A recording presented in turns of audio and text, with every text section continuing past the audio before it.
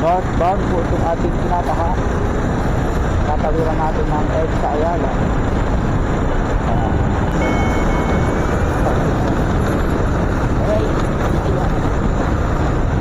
Ito dati na itong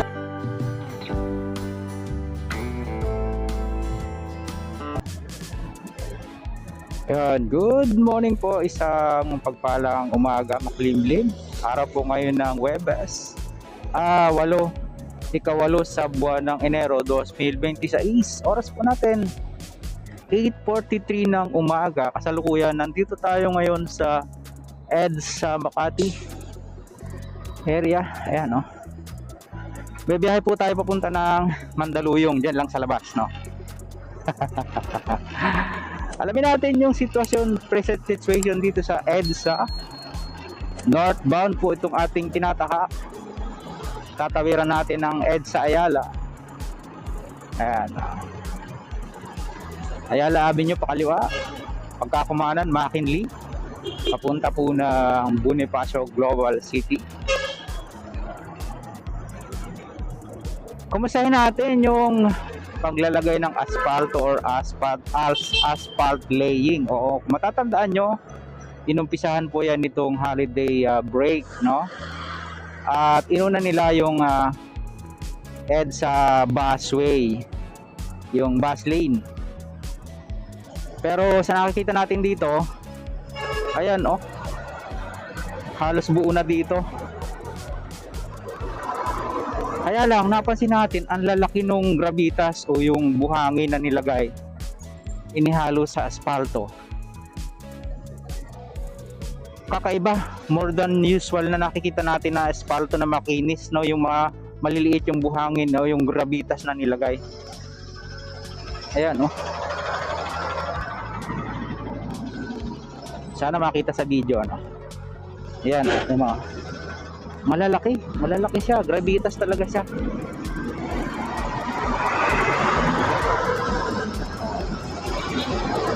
Ito po yung mga EDSA carousel, mga kasabay natin na to.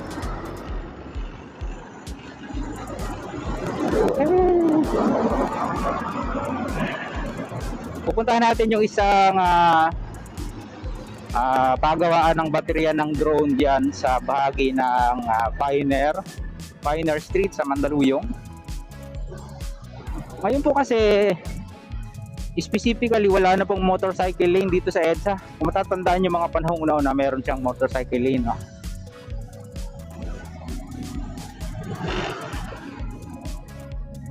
At mapansin po natin dito, 2 lane na yung mayroong asphalt.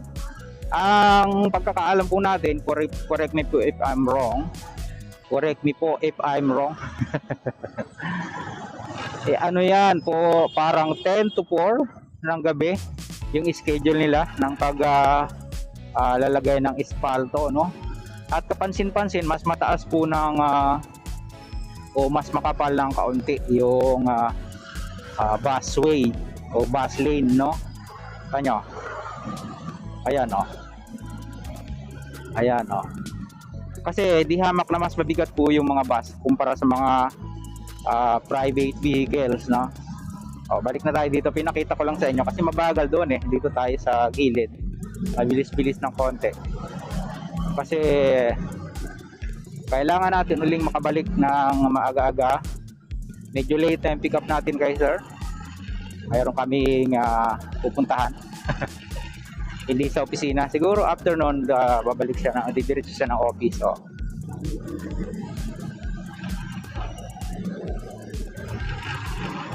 Yun, salamat po sa Diyos dahil nagkaroon tayo ng pagkakataon na ganito na kahit papaano ay mapasadahan tong EDSA. Nagkalat yung mga gravitas, kabayan. Ayan, hindi kaya delikado yan. Sa bagay, ang takbo sa EDSA, nakita nyo naman, makakabilis ka lang dito pag gabi tapos weekend or holiday. Pero pag ganitong oras, mostly ang takbo mo mga 30 to 40 lang, mabilis na nga yung 40. Ano lang, 20, 30, something like that.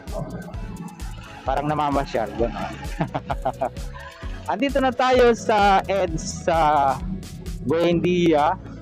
Ayan yung Buendia Station ng MRT. Tapos yung flyover na yun galing po ng Hilpuyat yan, pa-merge ng EDSA.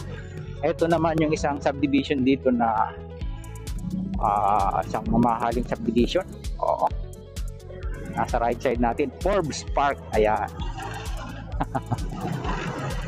Magandang umaga at maligayang panonood po sa ating mga taga-subaybay.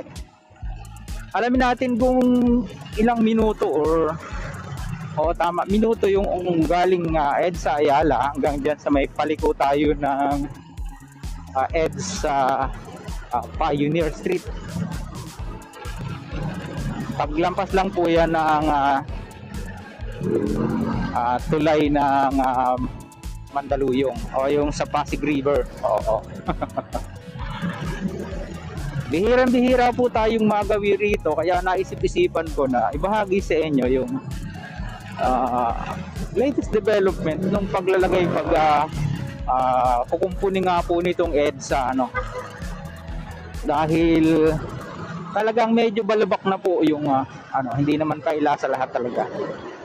Malubak na yung EDSA, ibig sabihin sira-sira na yung kalsada niya. Ito, tingnan nyo. Ito dati na tong asfalto na to, hanggang dun pa lang pala. Ito yung sinasabi ko sa inyo na asphalt na makinis. Very smooth siya kung takbuhin.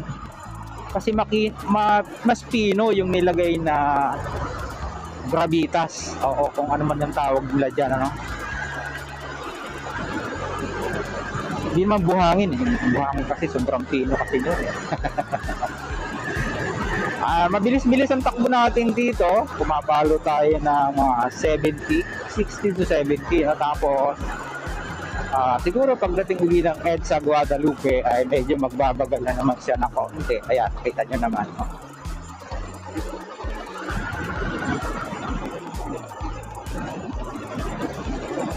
Yung ating nasa left side, yan po yung EDSA busway or bus lane. Tabihan natin ng konti, silipin natin kung na-espalto na kasi alam ko na-espalto na yan hindi pa dito kabayan, hanggang dun pa lang pala sa may Australia. Oo. So maganda naman pa ang daloy ng trapiko dito sa bahaging ito ng EDSA sa may Guadalupe. Ang dami talaga ng mga motorcycle taxi. Yan ang patok na patok ngayon. Kaya sabi nung isa nating, yung kakilala nating driver dyan sa Honda Parts, ay nagdagdag daw ng mga tao yung company. Nag-mass hiring sila kasi in demand nga po yung parts ng motor ng Honda. Kasi yan ang pinakamabenta ngayon. Hindi na pala parts ng mga sasakyan yung kanilang ginagawa dyan. Ayon po dun sa ating kakilala. Malapit na tayong lumiko sa EDSA Pioneer Street.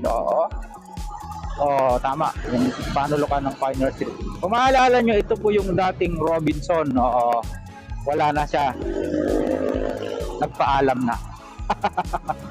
Tatayuan ng bagong building. Kaya naman, tapos na yung kontrata.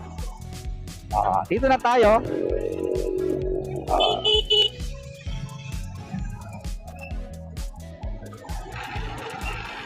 Ito na siya. Bagong building nga. Pero Robinson pa rin yung mga karamihan ng mga building na yan. Gaganda, di ba? Puro condominium. So, siguro hanggang dito na lang muna yung ating pong vlog na na-share sa inyo. Para alam natin yung sitwasyon sa EDSA. Sa mga ngailang po na pag-uwi sa ating munting channel, sana huwag niyong kalimutang mag-like at mag-subscribe. Pakipindot po ang notification bell para lagi po kayong updated anytime na mag-upload po tayo ng video. Kung muli si Kabayang Alex, lagi nagpapaalala, mag-ingat po tayo. Lagi tayong manalangin, magpasalamat sa Diyos. See you po on my next vlog, God willing. Hasta la bye-bye.